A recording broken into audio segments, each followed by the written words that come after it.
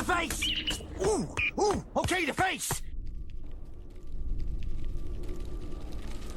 Hello and welcome to Hey Not the Face with your host John Nash and your producer me, Steffi Haynes. And today we have a hodgepodge episode. I put together a bunch of questions for John and I'm just gonna throw them at him rapid fire. Are you ready, John? But first, how are you? Well, I'm not ready for that. That's always throws me for a curve. That's a loop right there. No, I'm good, fairly good, all things considered. How are you? How's the heat in Texas? Like 1,000,000 degrees, but it's sprinkled a little bit today. So at 11:20 p.m., it's still 84 degrees here. Wow. It's been beautiful in LA the last couple weeks. What's not to the brag. temperature right now? Right now it's in the 70s. Oh my God. It's at night, sunset, so 9:18. What is it right now? We're gonna look at the app programmed over my location. Weather. Nope, that's not weather. Slowing. Okay, right now it is 72 degrees. Oh my goodness, I'm so jealous. Y'all are 12 degrees less than us, and the sun is still out. It got hot during the day up to 90, but it didn't feel that bad. Oh, it was 106 here today. Well, that's unbearable. That's it's like living in New Delhi. You don't want to leave the domicile whenever it's like that. Now wait till the power goes out. Oh God, knock wood. We've avoided that so far. Yeah. All right. Yeah. I'm sorry. I'm just planting the seed. Thanks a lot, man. Yeah. Mother Nature, don't listen to him. Okay, so let's jump right in here. And the first thing I want to talk to you about are sponsor deals. Specifically, the UFC sponsor deals with Crypto or Monster or the Rock shoes. I think it's called the Rock Collective or something along those lines. But Tanner Boser released a video and he just went off on the sponsors that don't pay me a fucking dime. And the thing is if I am to understand correctly, judging by your tweets, it's not really on those sponsors. It's on the UFC. I mean, yeah, technically, yeah. We've talked about this in the past a couple times. I think the UFC contract sponsors. To go over it again, though, the UFC's deal, the way they have their contract structure with fighters now is the fighters have no rights to sponsorship at all. They have none. No right to wear a sponsor in the cage like they used to be able to do. They have no right to wear sponsors during the week before. During any UFC event, and that includes the week before the lead up to the fight week. They don't have rights to sponsors, but they have what's called they have to wear the uniform they're given, the kit, the Reebok kit, right? Venom and they have kit. That kit's what's that? It's a Venom kit now. No more Reebok. Venom. Yes, but whatever. It's some sort of outfit they wear. Yeah, but on it can be logos of other sponsors, right? And they also have to wear now the I think they're like sandals or something from The Rock, not his shoes. I can't remember what footwear they have to wear on the walkout, but it's The Rock, man. It's his brand. But all that's part of the outfitter kit, outfitter policy. And the UFC fighters are compensated, and I use little air quotes there. They're compensated by the UFC for complying with all the requirements of the week to get that pay. So they're not originally when it was introduced with the Reebok kit, and everybody assumed that imagines that's the pay you get for wearing the Reebok kit for Reebok, right? But no, really what they're paying you is they're paying you as a bonus for complying with all the rules during fight week, which means wearing all the stuff they tell you to wear, showing up and signing the autographs. They tell all the stuff you're supposed to do during fight week, the press, you do all that, you get that payment, and that's all bundled together for that. And so the UFC, they can collect all the sponsor money from the individual, from the whoever does the outfit, from the shoes, from the logos they put on the outfits. All that goes to the UFC, and the UFC pays it out to the fighters. Now, the complaint that he has towards some of the sponsors, it should mostly be directed to the UFC. But when the sponsors sign these deals with the UFC, often they'll sit down and say, here's the percent we want to use to go to the fighters for certain sponsorship deals and stuff that we want the fighters. Like if we came in, let's say we wanted to be sponsors for Bloody Elbow. And like the UFC would never take us, but let's say they did. And we go, we want to give you 1 million a year so we can have our logo on the cage, but 80% of the money we're going to pay you for having our brand there. But the other 20% we want to have go to fighters, and we want those fighters to show up and do certain things with, either wear the UFC, the Bloody Elbow logo, or show up to events and support a Bloody Elbow. And so we could put that in the contract, but who controls that money? Still, the UFC decides what fighters get it. Wait, so it's subjective then? Well, somewhat subjective. In this situation, the outfitting kits, the contracts probably state that all the money is going to the UFC. There might be separate deals. Like The Rock shoes, he might have a deal where portions of the money he wants certain fighters to get to be spokespeople for it. And so they'll select certain fighters. They'll do individual ads for The Rock's footwear or show up at events wearing Rock footwear to advertise it, and they'll get some money. But this helps UFC because the sponsors might ask for a fighter, but it's up to the UFC if the fighter's going to be picked for that particular sponsorship, right? And so my understanding is what often happens is the people that deal with the client, the sponsor that contacts the UFC, makes the deal. They then go to, they have to go up to Dana White or one of the main guys and say, here's who we want to use. Here's who the sponsor wants to use as one of the fighters to represent their product from the UFC.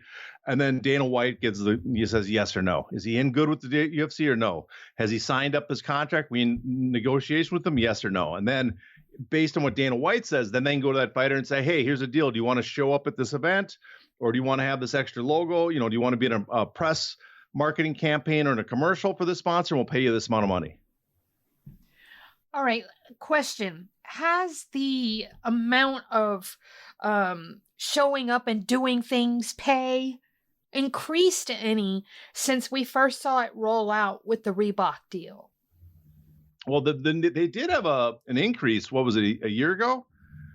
For the bottom guys, more from the top. I can't remember. I think it's like 4,000 it starts at instead of 2,500 for the people for the fight week compliance. So it's gone up a little bit, but not a lot. But at the top end is what I'm looking at. I think the top guys are still at 40,000. So that's the most you can make. That is the most you can make. Yes. But you 40,000. Are wearing kind of big sponsors. Like we go back to the golden age of sponsorship, the golden age before the sponsor tax. You would see guys making threefold what their purses were, fourfold what their purses were. Oh, yeah. No, I shouldn't say for most part. For the top fighters, it is we've already talked about it, it's a huge decrease in their pay from sponsorship. Right. And also hurts them on their outside the cage sponsors because, who wants to be a sponsor if you're going to sponsor, be an energy drink and you want to get a UFC fighter as a sponsor, who wants to sponsor you when the UFC can use your image in all the ads for their energy drinks that their sponsors are, right? So there's a big conflict there, much more than other sports, because UFC has access to the rights to your image in so many different places. So it limits your sponsorship outside the cage. And so a lot of fighters, the top guys who used to make $100,000, $200,000 in sponsorship and sometimes, in huge amounts outside the cage, they've lost tons of money from the sponsorship. Now, the bottom guys that could never get sponsorship, they might be doing a little better. The very guy in the bottom prelims, because they're getting some money here that before they couldn't get any. And there's a group of fighters in the mid range, I guess 500, let's say 500 fighters, guys that win, lose, but hang around the UFC for a while.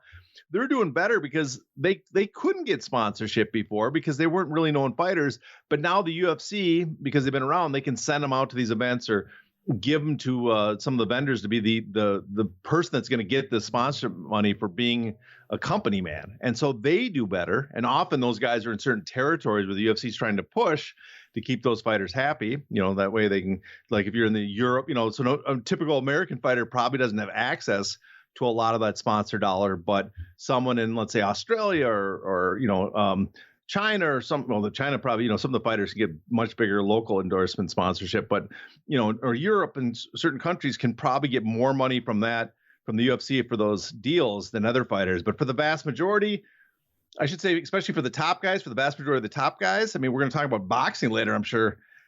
I mean, Spence Crawford, we'll get into that later, when all those logos you see in the cage on the ring come next Saturday, they're getting a piece of all that. And that's not how it works in MMA. Let's talk about the quality of sponsor, because again, I'm going to go back for a moment to the golden age, and you would see some random watch sponsor and some local tire sponsor or local dealership. You would just see the most random collection. But now the UFC has eliminated all that. You have to, just take what you're given through the Venom deal, whatever, the go out on the road and sign posters deal. But what about the UFC sponsors? Because they're not exactly blue chip. Yeah, they are not. In fact, UFC for a long time strove to improve the quality of their sponsorship and would turn down a lot of sponsorships under the Fertittas, to get major beer. What Budweiser was it Budweiser for a long time? Mm-hmm. Or Bud Light, it was actually Bud Light. Bud Light, you're right. Bud Yes, Light the famous Burger Brock King. Lesnar. Yeah. I drink Coors. Wasn't that his comment? Yeah, he drinks Coors, but they had Bud Light. But their other big blue chip was Burger King. Yeah, that Burger King. But they were out trying to get major sponsorship. And when after Endeavor took over, they made a strategic decision that they were not shooting for the A-list sponsors anymore because they were too hard to get. And the A-list were very hesitant being attached to MMA and UFC, and they weren't going to pay as much. And they started going after, it started when, Dana White spoke at the Republican convention in 2016. A lot of fighters were publicly, conservative in the UFC, and they noticed Endeavor made this strategic decision.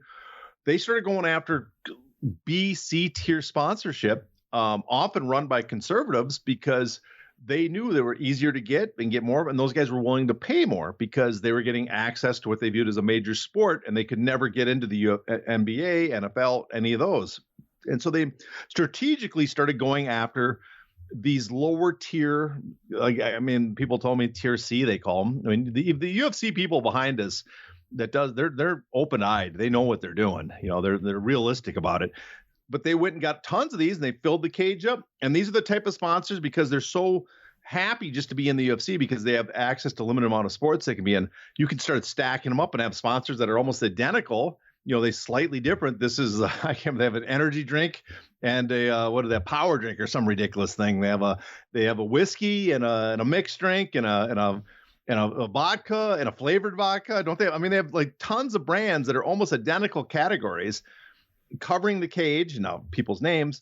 But they did that intentionally. They went out and got, plus sponsors that a lot of other, weird cryptocurrency stuff that other sports would probably stay away from.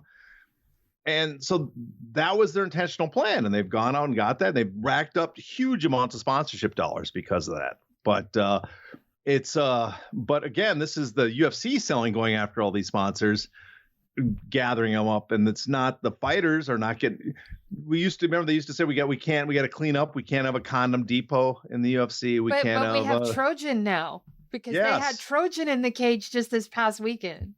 Yeah, I mean, some of them are some embarrassing sponsorship they have now, but they don't care because they're here to make as much. And I can't argue that's the fight business, make as much money as possible. But before, when they're saying they're trying to clean up the sport, that was, people might have believed it, but that was obviously a lie. The whole point was they want to make sure. The whole point with getting rid of the fighters sponsorship is because that way there's no competition for what the UFC can sell. Because now the people that want to put brands in the UFC can't go to the fighters and get a cheaper deal. The only person they can talk to about getting their brand in the octagon is with the UFC. And now, these days, you can actually pay to have your own name on that octagon canvas. They have monetized every single molecule that they can. I'm so glad they cleaned up the cage. It's so much cleaner and tidier looking now.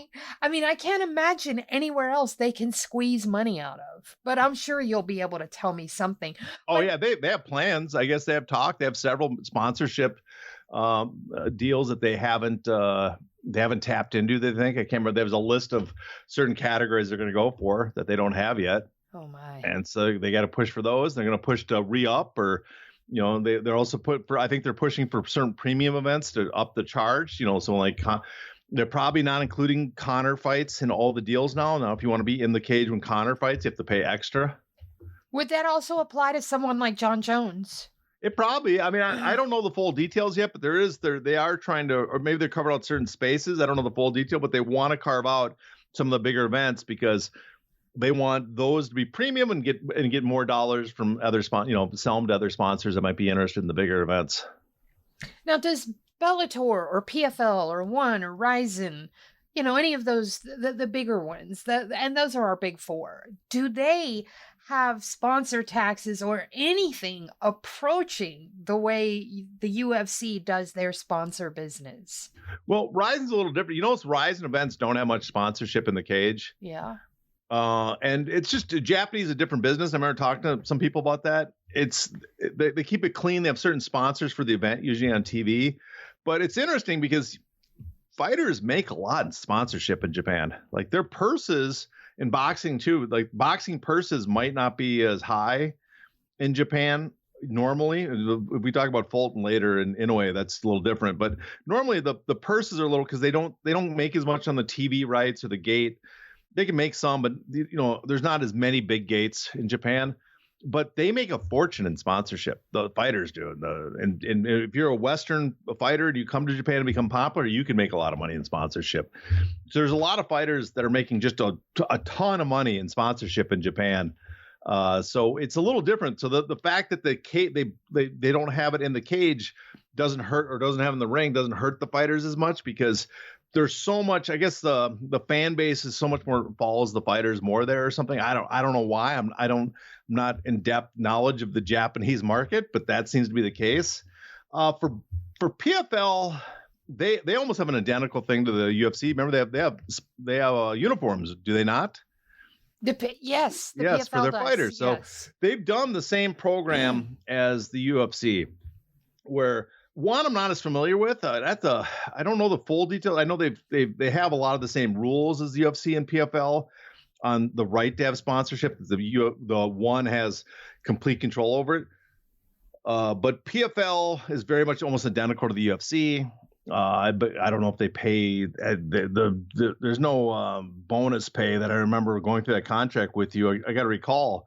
I don't think there was there wasn't. Venom deal bonus. So it's not as good right there, right? Now, Bellator is probably the most old fashioned. They have the right to ban any sponsor. You have to get approval for all of them. But it's the old school that you are allowed to have your old sponsors. The problem is if you're not getting the ratings on Bellator like you used to with the UFC, you're not going to get as much sponsorship. So select fighters probably do well. But other fighters, and with PFL, Ngannou, I got a feeling is going to make a fortune in sponsorship because they've carved out that he's allowed to have his own sponsorship. We've talked about that. You had an interview with his manager, I think, talking about that. Yep. So he's going to carve out his own sponsorship, and he's got so much attention now that even the PFL not getting the ratings UFC, he's just going to get a lot of money because his profile is ready to skyrocket with the upcoming Fury fight. All right, let's cruise into some more fuckery and let's talk about Ari Emanuel, specifically his involvement in the SAG-AFTRA strike and how differently he is treating the actors he represents from the fighters over here in the UFC, which is actually the big breadwinner of Endeavor. Yeah, this was talked on Freakonomics a while ago as we go through. I think there's a buffet of choices of questions we're going to go through here today, it sounds like. So, yes. But for this one, it's Freakonomics. They mentioned it, and it was infuriating because they mentioned it in a portion of the show when they weren't talking to Ari, instead of bringing it up to him, because this would be something interesting to bring up for him to talk about. But Endeavor, they're one of the major talent agencies, right? And they represent major A-list actors and directors, and they're out there trying to get them the biggest deals possible. And they claim they're in support of the strike. Although they're actually in between. They're on the side of their talent at the same time, but they also are a producer of product. So I think they're just as much on the side of the producers as well, the Association of Motion Picture Studios. But that's there's some conflicts of interest, and a lot of actors and filmmakers are aware of this, but they are often out there trying to get the best deal possible for their talent, like The Rock, as much money as possible. And they also represent a lot of pro athletes, football players, basketball, baseball, where they're out there trying to get as much money as possible for those guys and are standing up to the owners. Now, when they deal with the UFC and WWE, they have the opposite position. They own the sport. So where other sports athletes, where they can get them a lot of money, they represent the athletes and try to get them as much money as possible. But in a sport like bull riding, the fake sport of professional wrestling, and then UFC, where they can control the whole sport, instead of representing the athletes, they buy the sport and then try to limit pay as much as possible. So there is some there's a dichotomy there that's a little interesting, I guess you could say. All right, with Ari, since he represents The Rock, as you mentioned, and The Rock has shoes inside the UFC, I have a question here. Yes. Is there any probability that maybe The Rock isn't paying as much to the UFC for those shoes to be on those feet? Because he is maybe there's some trade going on there, I don't know how that works. I'm just curious about that. I mean, it's a possibility considering they're partners, and they could be like, well, we're going to cut you a deal, and this is a mutual beneficial agreement. We will give you a deal with the UFC. You can pay this much. Maybe we'll give you, here's the competition bidding. We'll agree to yours for slightly less for this deal, because we want to nurture this project with you, because we have future projects and we're going to get a piece of it. And for all we know, and I mean, I don't know, maybe back in deep within the books, Endeavor might have a piece of this deal. That was going to be my next question, is could Endeavor have a piece of those shoes? Because that seems to be a real sticking point with a lot of the athletes, and it's the most curious sponsorship to me. Yeah, I mean, it's possible they have they have a finder's fee for making the connections and stuff. So there's a possibility that they have an interest in making the deal for him, because they have a finder's fee commission that comes with making the deal. And so that's, they can double bill that way. So there's just multiple ways this could be working out. I mean, that's one of the reasons why, they had an announcement that ESPN is talking to the NBA and NFL about giving them equity, part ownership of the network, to sign with them for less money because they're paying so much out in rights fees, right? Well, that could be great for the NBA and NFL, because the owners then would own a piece of ESPN, and as ESPN's value increased, they would get more. Their value, their net worth would increase. But for like the NFL, the players, there's going to be some discussions about what piece of equity we get, because our collective bargaining agreement calls for us to get a portion of the revenue, and we get paid based on that portion of the revenue. And the biggest piece of revenue we get is the TV deals we sign. And so it's in our interest for you guys to go out and get the biggest TV deal possible. And if you're out cutting deals that are smaller than the biggest TV possible because you get equity, that hurts us. And so in many ways, that's kind of you could say the same with the UFC.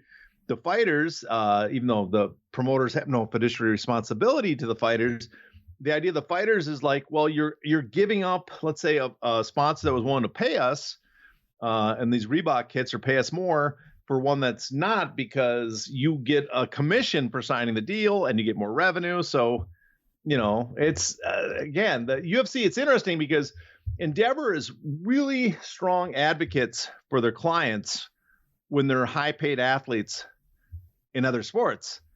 But they're the exact opposite when they're dealing with their own athletes in the sports that they control. Let's talk about Bob Iger for a second. Bob Iger is the CEO of Disney, and Disney owns ESPN and they own ABC News. I know they don't own ABC outright, but they own a significant portion of it. Why is he so important here, though?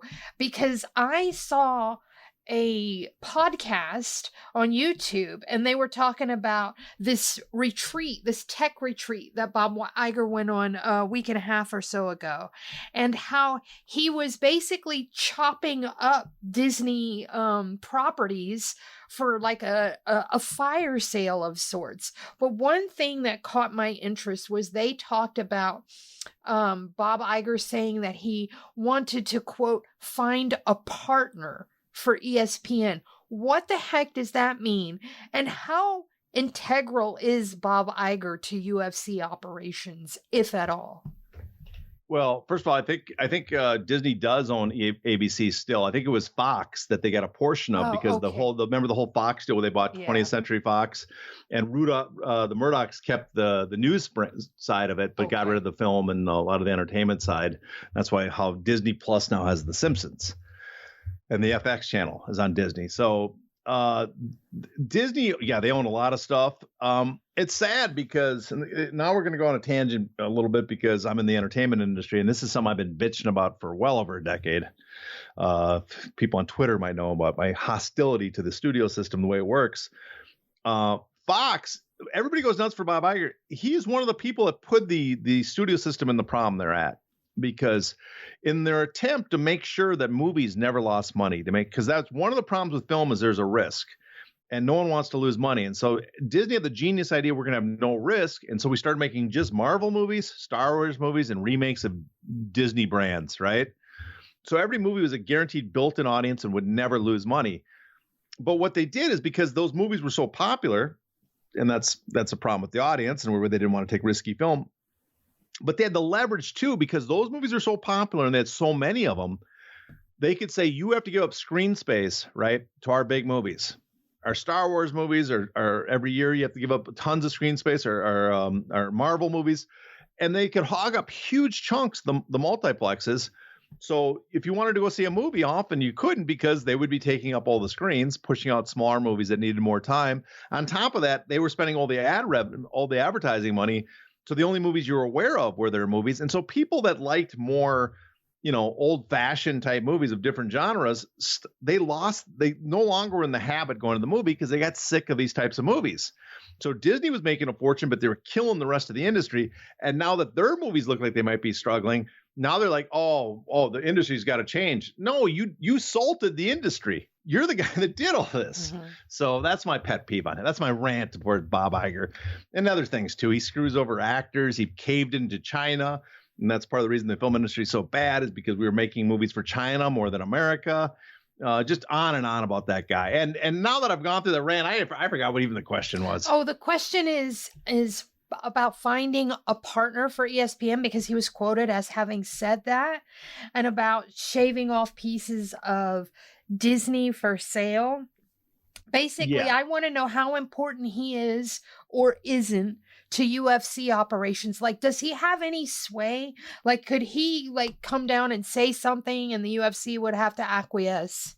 Oh yeah, he has a lot of power because he dictates stuff, and his, it's a little scary. And again, because of the way they ran the industry, and because they went so much into streaming, they basically killed the terrestrial services. They could have gone much longer than they did.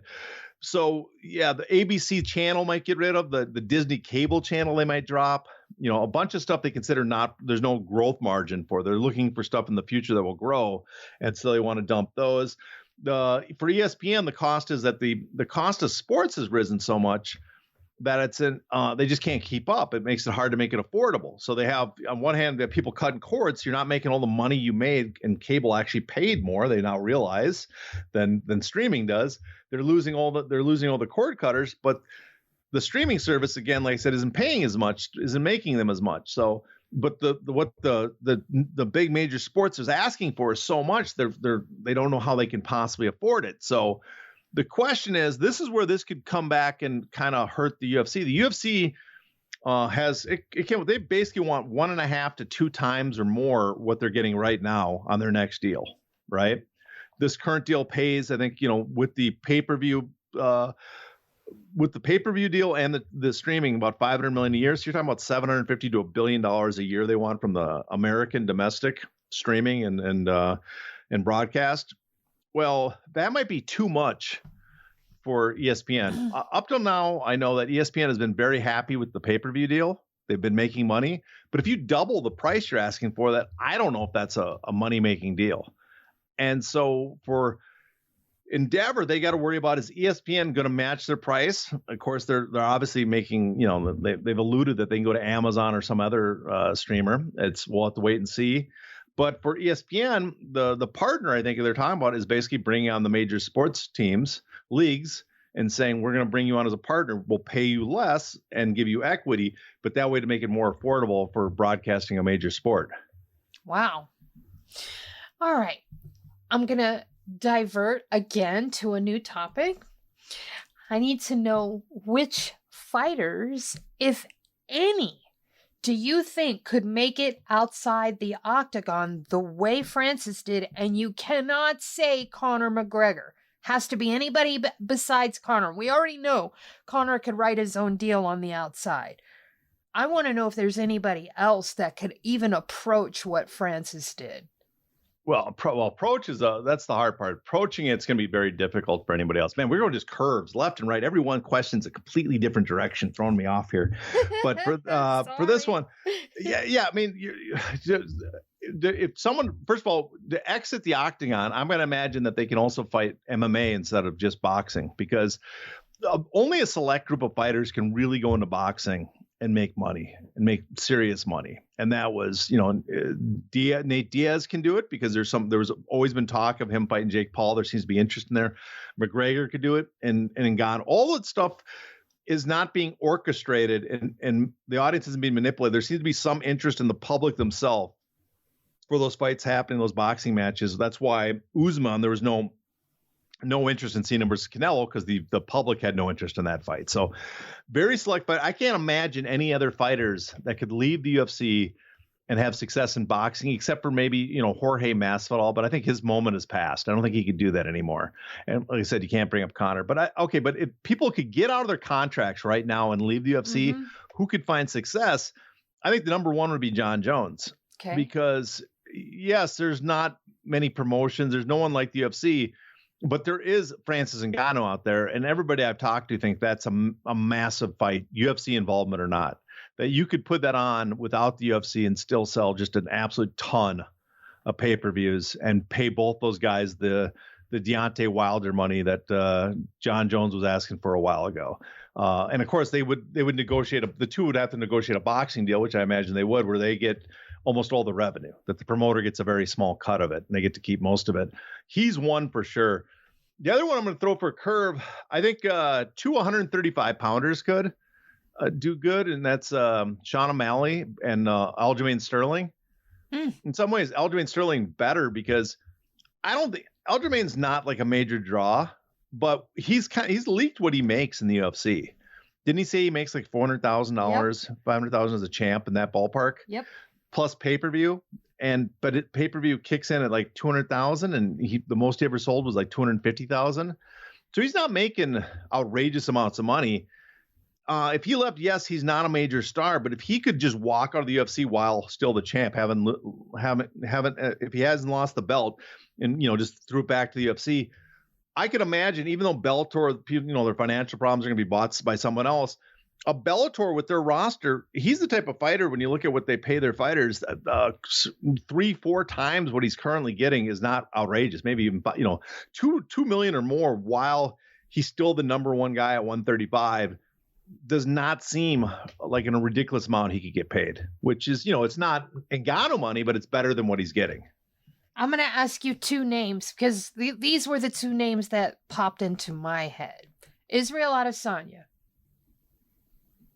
Yeah, Israel's a little harder because he does get a pretty high paycheck for MMA from the UFC while champ. And I think his base started like 4 or 5 million guaranteed. And then, a lot of pay-per-view sales can go up to 6 or 7 million. That's the word on the street.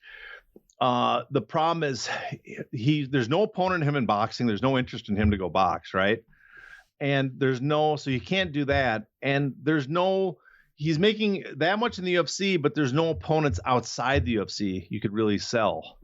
Okay. And so that would be a problem. In fact, in some ways, I think like a Volkanovski you'd have a better option with him, because I don't know what his new deal, but what his deal was before. You could imagine him going into Australia, holding an event, and from keeping the gate and keeping the Australian pay-per-view for himself, making more there than he would in the UFC. But for Adesanya, it's without the opponents. There's just no one outside the UFC I can imagine drawing that well enough that would make it worthwhile. Okay. Well, all right. My other one is way out of left field and very, very likely to never happen. But if she were to come back, would Ronda Rousey be able to do something on the outside? Like if she were to come back to MMA and she shopped around, would she be able to do as well? Yeah, for one simple fact, I think you could still put on a Cyborg fight. Okay. And I don't think it would sell as well as it would a few years ago. I mean, maybe it would, because you never know. Things just take off, the weight. I mean, but you went off on 2 losses. So the best would be bring her back, throw her in against someone she could beat, and then book the Cyborg fight. But I imagine if you could probably sell a Cyborg fight against her now and do well enough that she would make as much, if not more, outside the UFC. Now, if during the peak of her fame and she just walked out of the UFC and went and fought, her and Cyborg met somewhere to fight, I think she would have made a lot more. All right. Now, Sean Strickland did an interview just a couple of days ago with Helen Yee, and he made a really valid point that title challengers don't make shit. And I quote, "Maybe enough for a lift kit for a truck or enough to upgrade a Hyundai Accent. It is not LeBron James money," he said.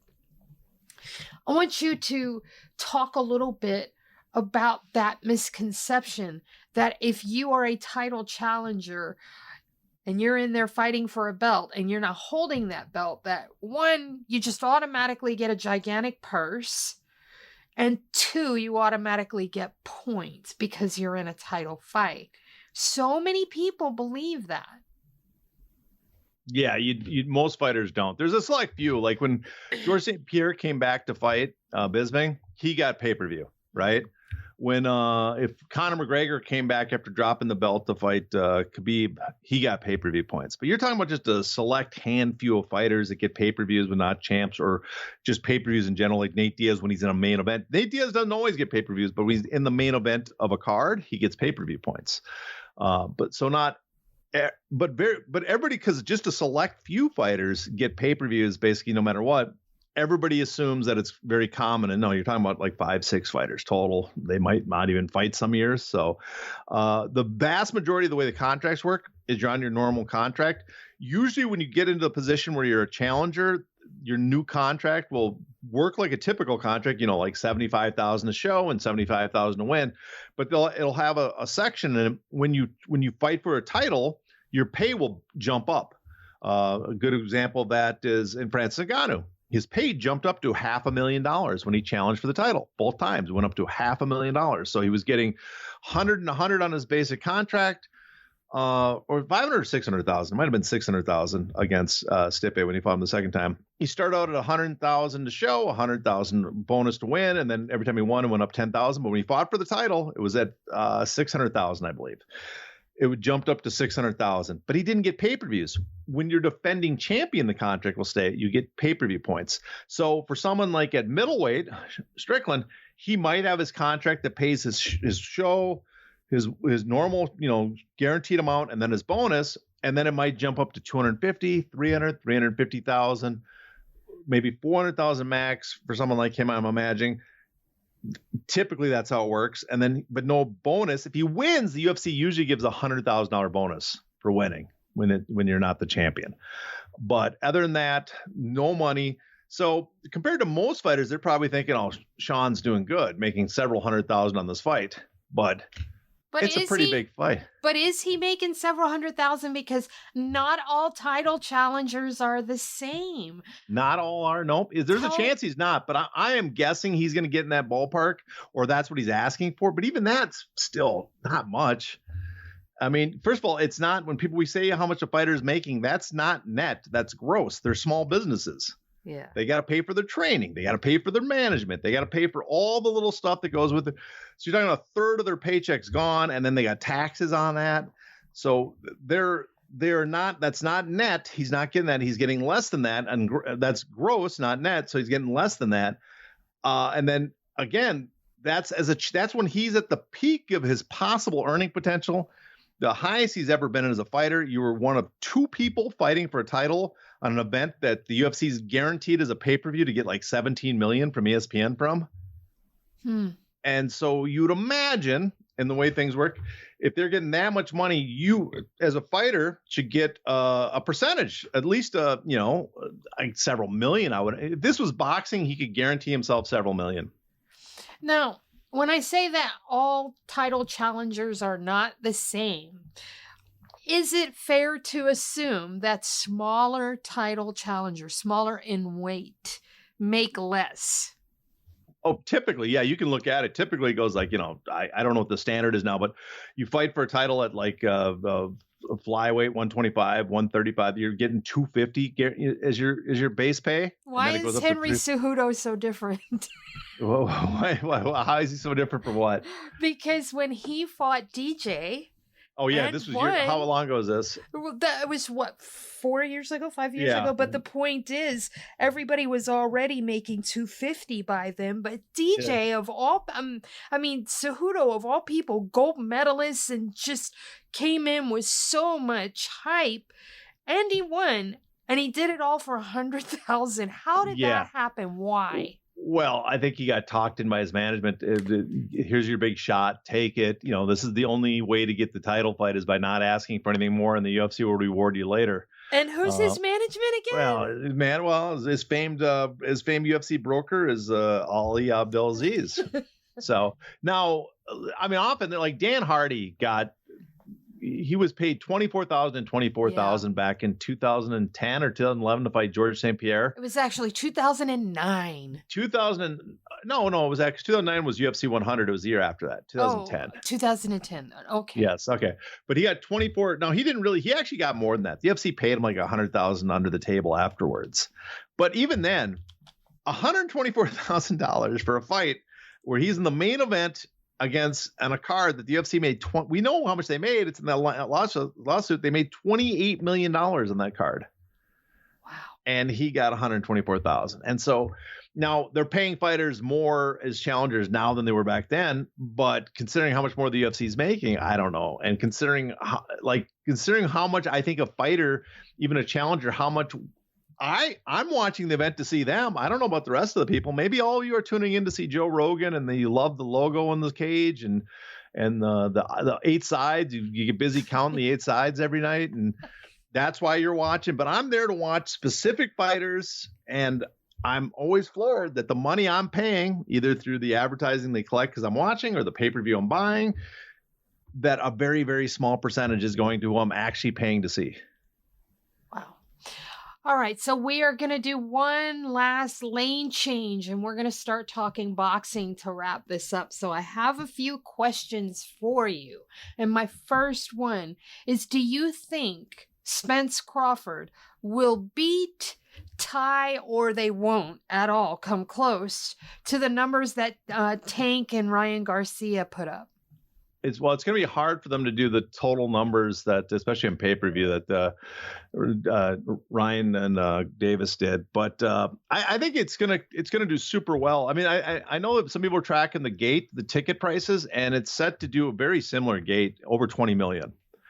Tank Davis and Ryan Garcia, I think, did 23 million or just under 23 million. And this is in that same ballpark. So it's going to do almost identical gate. It looks like it's going to be a sellout. Tracking it like Google Trends and stuff, you notice that it's doing almost identical trends. People are looking it up the same amount. It's their interest, maybe slightly less. So my guess is it does excellent numbers, incredible numbers, but maybe just a little bit less. I'm going to say it does not break 1 million buys in the U.S. with over 900,000, which is in today's age, that's a tremendous amount of pay-per-view sales. Okay. let's talk a little bit about site fees. I've always been curious about how they work in the United States. I know when we go outside the United States, specifically like Saudi Arabia is throwing all kinds of money for site fees. We saw that with Andy Ruiz and Anthony Joshua, the second fight. We saw them get crazy. That site fee was like, what, 70 million? Wasn't it? I think it was actually less than that. I mean, they said that it was 70 million for the first Andy Ruiz. No, the second one. I mean, the second fight, but the first Saudi Arabia fight by Joshua. Yeah. Which was the second. So this gets confusing. The second Andy Ruiz fight, but it was the first fight in Saudi Arabia. They said, but if you look at the Matchroom's finances, you'll see that that year that they had a huge jump in worldwide revenues. You got to imagine that's the Saudi site fee money, and I think it ended up being like probably around a little over 50 million. So a huge site fee. Yeah. But not the numbers that were being thrown around. Okay. But how do they work in the United States? Are there site fees in the United States? That's what I'm curious about. Yeah. I mean, there used to be a lot more common in Vegas for big boxing matches because the casinos would offer a large payment to hold the right to hold the event. The promoter would take it because then they'd have to do no work. They wouldn't have to sell tickets. They wouldn't have to do advertising for that. That was all in the casino. The casino then would pay more than what the tickets would sell because their whole goal was to get people at the casino gambling. They'd be looking at the whole weekend of activities and see that they would make money that way. So for the promoters, it was a smart decision because you could make more than what the tickets were actually selling for by doing that and less effort. Now, Floyd Mayweather famously would not take the site fee because he knew he could charge so much for his tickets and premium and also negotiate with the stadium that he got a piece of the commission. You know, famously he got a bite of every hot dog and beer sold because they could jack up the price during his events and he could get a cut of that. So he could make a fortune on the location. So he wouldn't take a site fee, but you still see him. Utah paid a site fee to bring the UFC there, the Salt Lake City.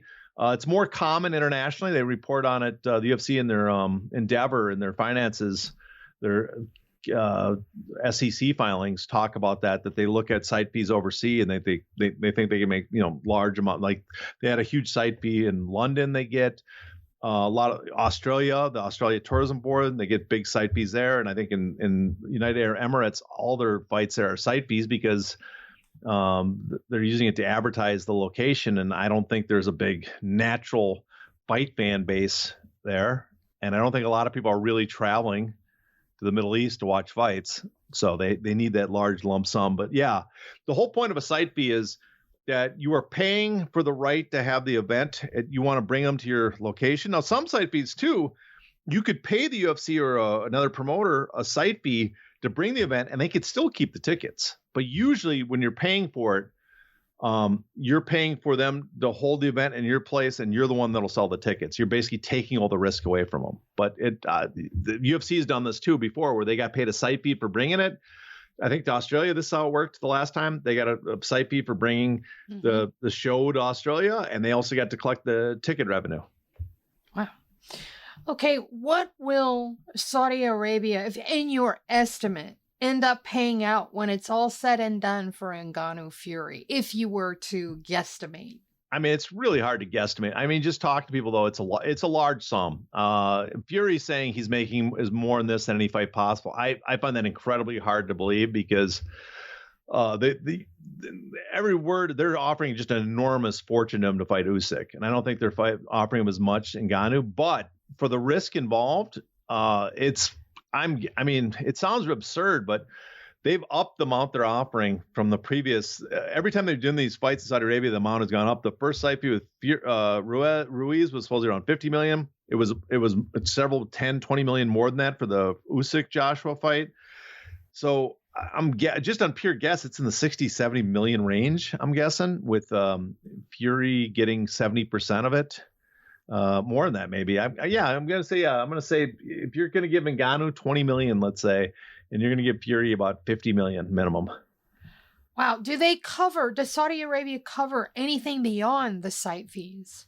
Well, the last time they negotiated, they kept, and they did this with the they got a big chunk of the Jake Paul Tommy Fury fight is they got a lot of the broadcast rights. The first time they had Joshua there, they basically didn't ask for any of the broadcast rights. They just paid for the site fee.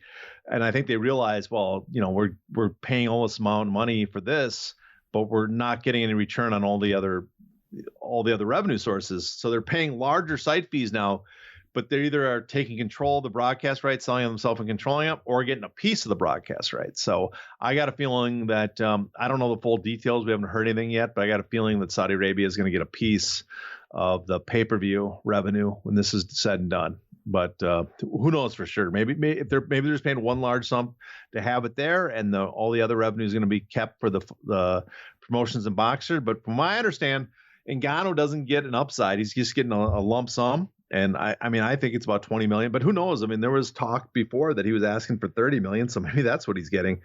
But he's getting a lump sum, and but the Saudis will keep all the revenue. Final question, and it's going to circle us right back to UFC to close out the show.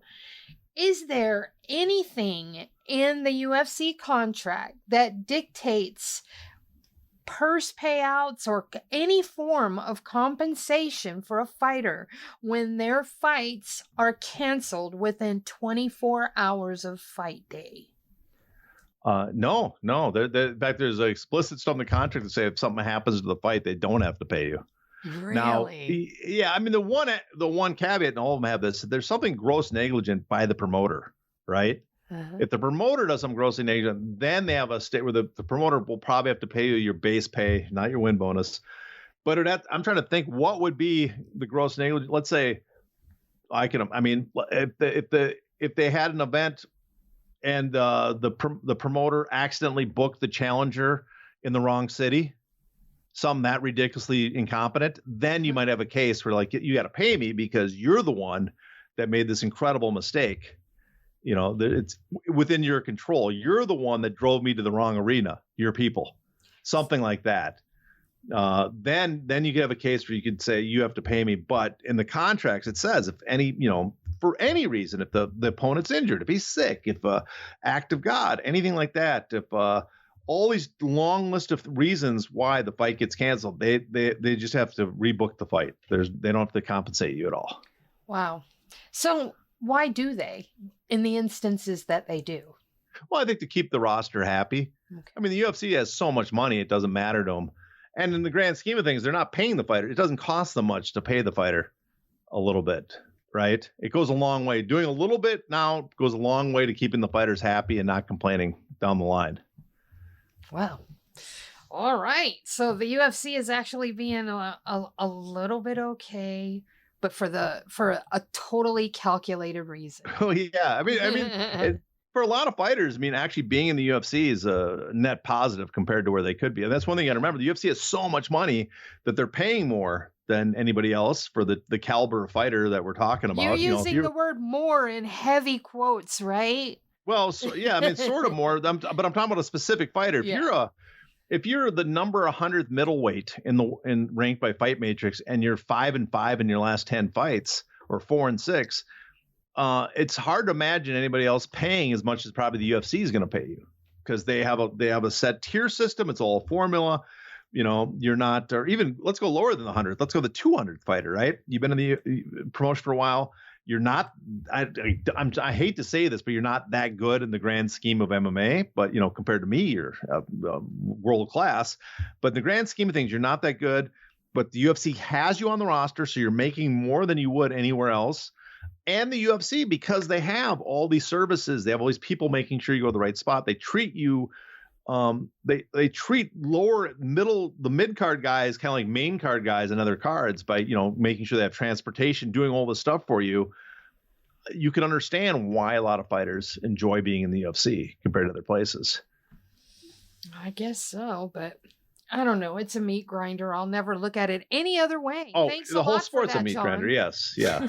but the people, here's a way to look at it too. The UFC has 20 people on a card, right? 20 fighters. Mm-hmm. They can pay the bottom 18 $1 million, which is much more than the undercard of or let's say the bottom 16, $1 million, much more than they would on any boxing card or other promotion.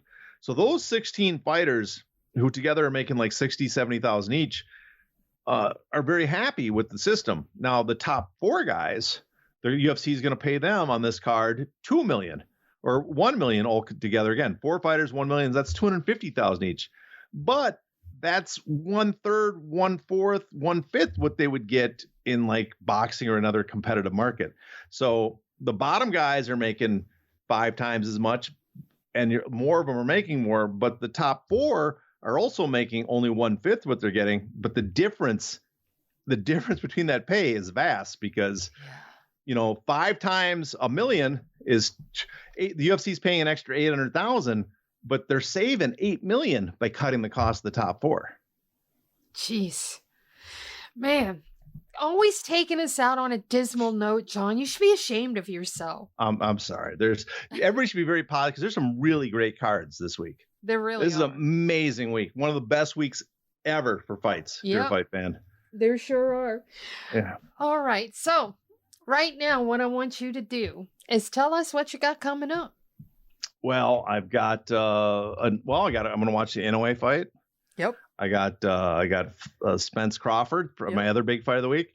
I'm going to try to watch. I'll probably delay to watch the UFC because it's a good card, but Spence Crawford's like a once in a decade Spence type Crawford fight. actually comes on after UFC is over. Really? Yeah, I think the way that it worked out, that it's gonna, the main event will actually happen right after Gaethje and. Oh, because I think the Spence but Spence Crawford starts at 5. I thought PM. that's when the undercard started. Oh no, No, Spence Crawford starts at 5 early. Oh, so it's okay. I just had it reversed. Yeah, and then it might be over by the time we get to the main event. But then the Bellator card's pretty damn good too from Japan. So I'll probably tape. I mean, I'll watch all of them, but the ones I'm really going to be watching live is on Saturday night. Is the Spence Crawford, and then at that point, I'm just going to see what's left to watch. What fights are available, and then I'll either switch over to the UFC or watch that the next day or the Bellator Ryzen show. All right. Well, who you got? Who are you taking? Bud Crawford or Errol Spence? Oh, this is a man. I'm really. I know. I've been back and forth about 800 times. All the fights actually, because I'm really questionable. I'm taking Dustin over. Oh, me too. Gaethje. I think. Yeah. Even though Dustin's. I mean, he's getting up there, but so is Gaethje. But I think Dustin will pull it off. I think. I think I'm moving to Fulton now. I think I'm going Fulton. Yeah, I think I've we talked already about gone this. Fulton. Yeah. he just looks so much bigger, and it's just he is really really good. And that's just it might be one step too much for Inoue to do. But I got it. I'm slightly leaning towards Crawford. I'm really Crawford again, older guy, but Crawford's just been a special talent for as long as I remember. And I'm leaning Spence right now, but I mean, yesterday I was leaning Crawford. So by the time it happens, 14 more changes will happen. The good news, I'm kind of fans of everybody. Yeah. So whoever wins, I'll kind of be, I'm also be sad because I'm kind of fans of everybody too. So, but it's not like one of those things that'll be crushed like the jerk one. I have no problem with any of these fighters. So. Well, all right. So on that note, we're going to wrap it up. Do us a favor. Subscribe to Substack. Keep us in business. And if you're already a subscriber, share it with all your friends. We need all the help we can get. Follow this guy on Twitter at you Hey just Not the mail us Face. envelopes of money too, if that works for you. Yes, he's at Hey Not the Face. His messages are open. So if you have questions, message him or message myself. I'm at Crooklyn MMA. And you know the drill from here. Until next time, please stay safe.